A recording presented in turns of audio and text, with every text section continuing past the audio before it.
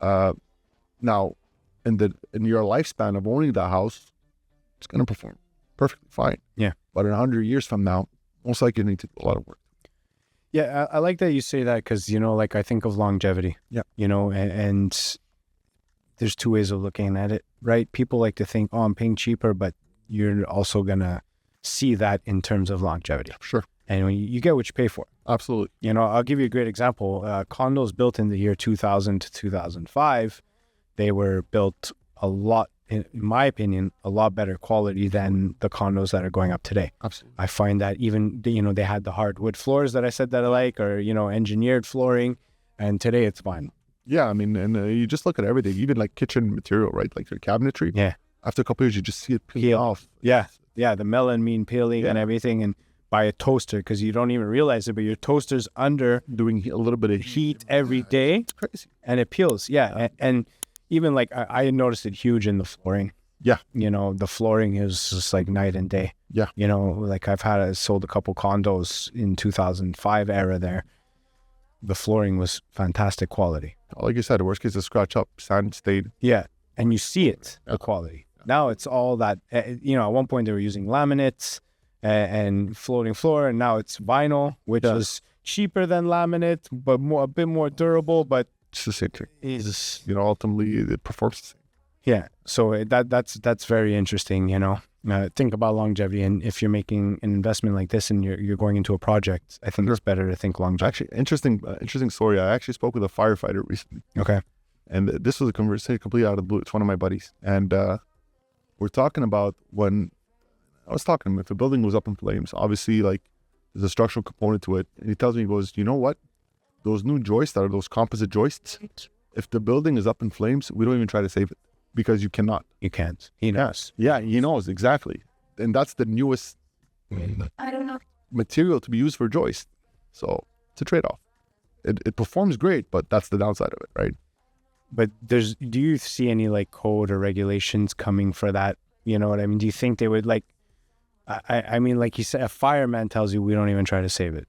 Yeah, they don't, because it just sparks up so quick. That's it. Yeah. Also, the code so far, I don't know. I don't see it coming anytime soon. I mean, the National Building Code is typically updated every 4 to 5 years. We had a recent update, I think it was 2 years ago. No changes on that yet, but we'll see, whatever the future holds. Interesting. So like when it comes to construction and these things, I think sustainability is a huge component. Absolutely. And there's been a move towards sustainability in the last 5-6 years. Yep. Maybe even a bit more. Yep. So what makes projects more eco-friendly in terms of sustainability? You can recycle pretty much everything. Okay. If you think about it, you can break off your concrete foundation, which has rebar in it. You can separate the concrete from the rebar. You take your concrete, you take it to a crushed stone, make it into granular gravel and whatnot, or you can remix it with new concrete. You're still rebar, you can take it to a smelter, melt it up, creates rebar out of it. Your wood, that's all chipped up, they make compressed laminate wood out of it. So everything is reusable and recyclable. The downside, there's a cost to it, obviously, right? But that's the big push, that's the big trend. And funny enough, today, when you look at major infrastructure projects, and I'm talking outside of Structurio, this is my past life, a lot of the major contracts that you see coming from public entities and governments, they have a sustainability requirement within them, whether it be using carbon neutrality, fuel efficient vehicles on site, a minimum recycling requirements. They have that.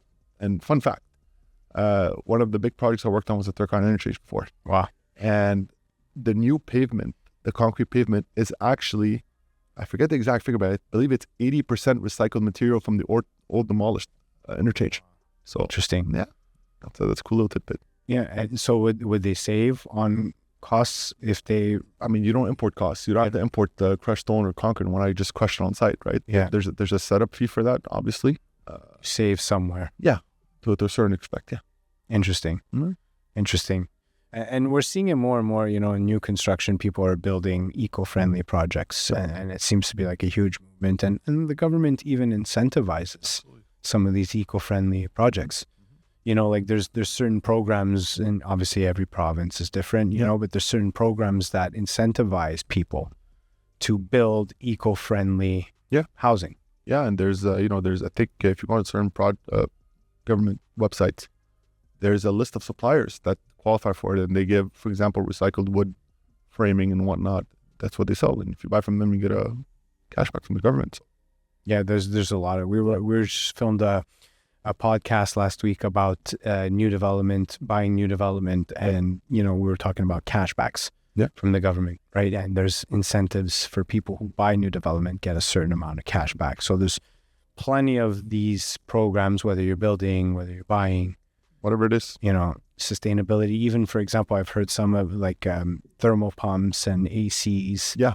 And some of these things too are more energy efficient. Yeah. And I mean, that's a personal story. Like recently, and we bought a house about a year and a half ago, 2 years ago now. And some guy came in and our insulation wasn't up to par in our attic space. And he quoted me, whatever. I'm like, you know what? It's true. My daughter's room gets a little bit too hot in the summer, too cold in the winter. Add the insulation. No problem. Pay that off. And then when we bought the house, the caulking around the windows wasn't good. So I called somebody, got the caulking done. All in all, it cost me about $5,000, everything inclusively. And then just out of nowhere, just talking with a buddy of mine, he told me, hey, did you apply for the government Logivert? What is that? Tells me about it. I go in, I was eligible to a $2,500 rebate. Yeah. Sent the application, got my $500 back. No. Yeah, no, for sure. I installed a brand new wall mount thermal pump in my house. And the company that I hired, they had two options. They had the direct from them or the one with the subvention, the subvention that you got back a $500 rebate just for installing this product versus this one. Fantastic. You know what I mean? So it's definitely anyone who's building or you're buying new development or anything along those lines, always look out for these incentives in these rebates and, and cash back works because... And do your part for the environment.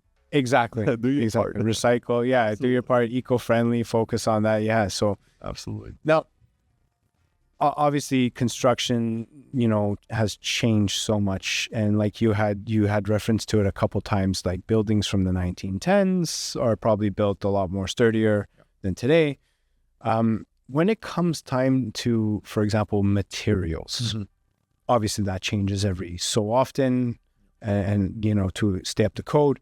But the ones that were used, for example, a building built in 1970 doesn't have the same material codes to follow as somebody building in 2024.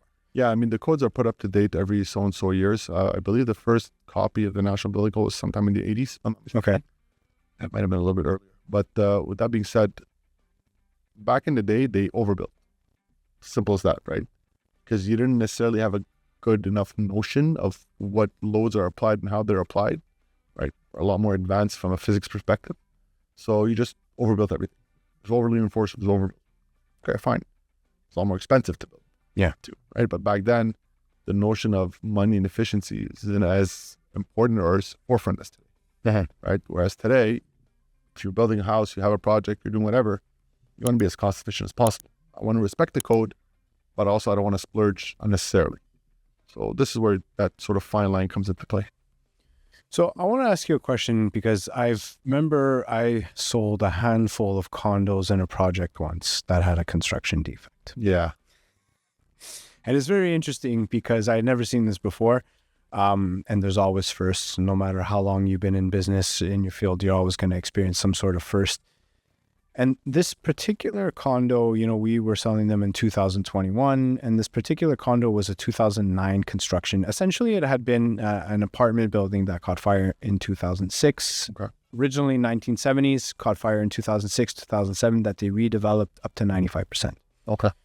Including exterior facade and brick. Right. What happened 5 years after they built it is the brick started to deteriorate.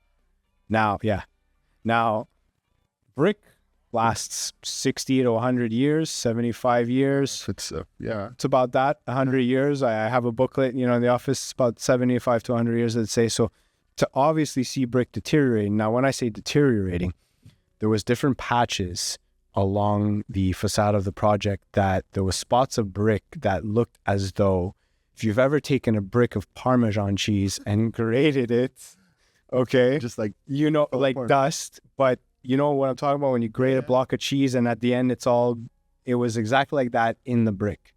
And it might have been, and 2009 construction, they started seeing this deterioration happen in 2015. I'd be curious where they bought the brick from. So that's what I said. It must be a low quality brick, probably a shoddy quality, to say the least. to say the least. And a classic example of, for example, a developer who's doing poor due diligence or trying to buy C quality materials and pass it off as A quality. Yeah, you see it all over the place. 100%. You see it all over the place, right? Basic example, like for example, if you're buying steel, it's important to know where your steel is coming from. And I'm not talking like for your home rentals. These are the big projects. Yeah. The Turcotte interchange. Yeah, for example, like if you're buying your steel from China versus from Turkey versus from Spain. There's a difference in quality. Absolutely. Canadian made or US made, right? It's a difference in quality. It's like cars too, you see a difference in quality, Asian cars versus American cars. Absolutely. German vehicles versus, Korean vehicles. It's in everything. You could literally feel a German vehicle heavier and hug the road more. Look at the door. Yeah. Right. Yeah. So I think it's like that everywhere. And so what's some of like things to look, if someone was, let's say, to purchase a new development, that's recently built and they don't know much about construction or structural components, what would be some of the key things for them to look at to avoid, for example, situations like the condo with the deteriorating brick? So, I mean, obviously, if you're buying a multi-residential property, I would say look at the garage. So that's an important component because your whole building foundation sits on the garage, right? Those big pillars. Secondly, ask the condo administration board if they have a follow-up program. Do they inspect regularly? How do they inspect? There's certain boards that inspect every 4 years that do a full-fledged inspection. Some of them do every 10 years, right? And look at the most recent report on inspection. What came out and did they address it? So that's for multi-residential. Now for a home, I would say your key giveaways in a home, if something's shifted or if something off, staircase cracks. If you look at the brick on the outside and you see like little staircase cracks that transit all the way to the foundation. No bueno. I mean, it's not always a big problem. Something has moved. Now, everything moves. You just don't want something to be actively moving. Yeah. At all times, right? Yeah. So, okay, how long has that crack been? Like if you buy a house today, you post on MLS, you can probably backtrack when was the last time it was for sale. Yeah. And you can go back and see pictures from that time. Was that crack there then or not, right? Yeah. So there's a little bit of investigative work to be done. I like that you said that, active cracks, because there's static cracks, active cracks. Sure. Everything cracks. Settlement crack, everything. We crack. We crack, yeah. Our knees, man. After a certain age, our knees just crack. You don't have to do anything, trust me. But, and to circle back to that condo example that I used, guys, that was a huge issue. And it was a $2.1 million repair. So there was 42 condo owners in that project, and they all had to cough up a special assessment of $55,000. No guarantee or nothing. Zero guarantee. Developer went belly up. Of course. Obviously moved away, closed the company. Went something belly up. Litigation 7 years. People were selling their properties at a loss. It was a huge mess for a construction, and the brick is supposed to last 75, 100 years. I mean, you see 1920 buildings with beautiful brick, So I think if I had to add to his pointers about it is if you're buying a new development, do your research on the developer. Absolutely. That's key. Absolutely. Because in Quebec, there was a famous developer in the South Shore. We're not going to name any names. I don't think they're still around, but they were infamous for this sort of stuff, building, poor quality housing, and they've changed names multiple times. Well, not just the developer. Commission Charbonneau came to effect in the 2010s for a reason. Yeah. It's happened all over. Yes. Yeah, and they changed names and they closed down, and people are stuck with these houses with all sorts of construction defects. And you in the case that I've witnessed, people were shocked when they had to cough up $55,000 to fix a construction defect on a 10-year-old property. And you know what? It's something you don't expect it to be. No. You think for the first 20 years, you're good, right? And small stuff here and there, but 55 grand, it's some people's yearly salary now. 100%. And people had to sell. People had to sell losses. People had to take loans. It was a real mess. Yeah, it's heartbreaking. It was a real mess. And, you're buying a new, what you think is a new product or newer product, right, to be faced with that surprise. And it all comes down to doing your due diligence as a buyer, but also on the professional side. What's your name? It's your reputation, right? Reputation. Let me ask you, that building, do people still buy in that building? Oh, haven't seen a sale in that building. It's for a reason, right? Yeah. It's tainted. Yeah, it's tainted. Exactly. I haven't seen a sale in that building, and it's interesting because I've been involved with that building, Yeah. and I've seen like the ups and downs and everything. But I remember at one point everything just stopped, and the insurer even said, "If you don't fix this, forget the litigation. If you don't fix this by this date, we're not going to insure you." It's crazy.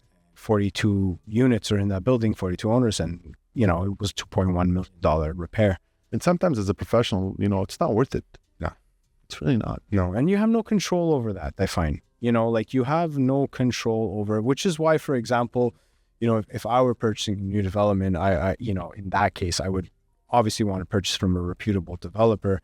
And sometimes it pays more to pay more. Of course. You see it, you save it in the long run. Absolutely. I mean, listen, and I'll speak from a personal perspective from Structurio. I don't think we're the cheapest. I don't think we're the most expensive. I think we're fairly priced. But I do know what sets us apart is our customer service and our follow-ups. Yeah. I do not just tell the client, hey, here's the plans, go build it, have fun, bye-bye. Yeah. No. I tell the client, I'm going to give you 3 whole points throughout your project. You message us or you call us, and you make sure that we come check before you carry on. So typically it's at opening, when you expose everything, we come check, make sure everything's good. Okay, go on. At midway, we come back and check, okay, it's progressing properly, great. Then when he has all his materials bought, we make sure that everything's good. And at the end, before you remove all the temporary support, make sure it's installed correctly. These things take time. Fine, they cost a little bit of money. It just saves you headaches in the long run. So like, you've been involved with redevelopment projects, I would imagine. Yeah, a couple of fire projects that's been to be rebuilt. Yeah. Have you seen any surprises on that? Like, I mean, you always have surprise. That's the beauty of it. And the surprise is typically, it's not whenever you expect something to be when the walls are closed, and once you open up, you're like, okay, that's not what I expected. Yeah. Right. Yeah. Whether that being the layout, the quality of wood used, or the type of structure used, or whatever it may be. So you pivot, you adapt. You have to. Life is all about adapting. So I have a couple more questions for you. It's been a very interesting conversation, and I think very insightful for our listeners. So let's talk about what you would, the advice that you would offer to young aspiring engineers who might want to get into the field and B, start a business like you did. So, I mean, there's 2 facets to it, right? There's a technical component of it. Okay. I would tell you, find a mentor. Yeah. Find somebody, find a mentor. And this is something I was very blessed with. I was able to find a mentor early on that taught me all the ins and outs from a technical perspective. And be humble. Don't start off thinking, oh, I see executive CEO or whatever. Go learn the craft. It's okay. Like, I remember when I first got on my first construction site, my trailer was literally on the site, and the foreman at that time was my best friend. I would follow him around like a lapdog, learn everything. So that's from that perspective. From a business perspective, I would say get a good marketing team. Yeah. Was far. And have a good accountant. Yeah, right? Accountant's huge. Yeah. It's, once you open a company, there's a lot of ins and outs and taxes and whatnot that you can do that could help you. I'm not going to say take advantage, but Save and grow your business. Yeah. And reinvest in your business instead of paying it. Yeah. How did I know that early on, man? Wow. With the amount of money I've paid in tax dollars. Exactly. So this is the main thing I would say. Yeah. And at the end of the day, find your niche. Yeah. Know what you're good at, stick to it, and do it to perfection. Like a jack of all trades is a master. Man, those words hit home. Those words hit home. And I think 2 things I agree with you 100%, which I agree with you on everything you said, but 2 things that I could say 100%, guys, very important, is finding your niche and finding a good mentor. Yeah. Because education is priceless. Absolutely. But it's also expensive if you don't educate yourself. Yeah, for sure. And you'd rather, and I always say, learn before you earn. For sure. Because you're going to make some costly mistakes. And by having a mentor, you could save on making those costly mistakes. And people are kind, man. If you ask the question, 90% of people will say, yeah, just Tag along, I'll show you. Yeah, they want to teach you. Absolutely. They want to teach you. So, you know, that 10% will want to take advantage, of course, but it's life, guys, right? And but we pivot, we adapt. Exactly. Yeah, and so definitely, you know, finding a good mentor and the accountant part is key. Huge. So tell us, you know, what's next for you? You've come a long way. Yeah. And you know what? We've been very blessed. We're growing a lot. We're looking at different service offers in the future. So obviously we've been focused a lot on the residential aspects and the design and engineering aspects. We do have internal experience in construction management for major infrastructure projects. Okay. Whether that being cost control, schedule management, whatever it may be. So we are looking at opening a consulting division from that perspective. We do have a couple agreements signed with, you know, big contracting firms and big engineering firms as well to sub out some work. So that's always been fun. So the future is looking good. It's exciting. But, you know, like you said, we need to find good help. Yeah. But I think that, you know, like the age of manual labor seems to have diminished a little bit, right? Like some of the best workers are in their 60s. Manual labor workers right now, they're like pushing 60. Man. Absolutely. You know, you don't find that anymore, right? But I hope that that's going to come back. We need tradesmen. Yeah. So, you know, you don't always have to be a doctor, lawyer, you know, a structural engineer, a real estate investor. We need people to work with their hands. And they make a good living. 100%. It's honorable, and man, they know a lot. And they know a lot. Yeah. And they know a lot of the stuff I've learned is from tradesmen. To be honest. Yeah, definitely. Or not. So half of my family's in construction.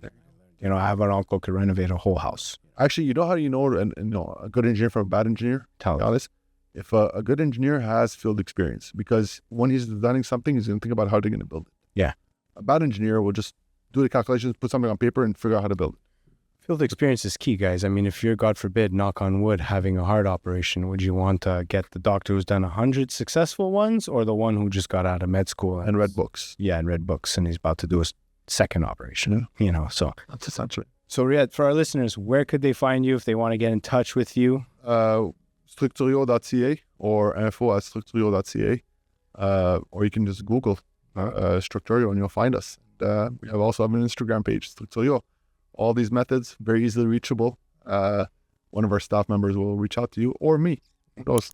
Amazing, man. It was great having you. Thank you very much. This was an awesome episode. Very informative. I learned a lot too. That's fun. I definitely learned a lot. I hope everyone listening and tuning in enjoyed this episode with Riad.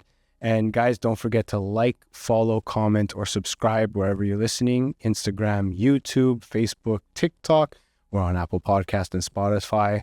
Our marketing expert, Louis, does a fantastic job at what he does, and it's because of him that you see us everywhere. So guys, until next time.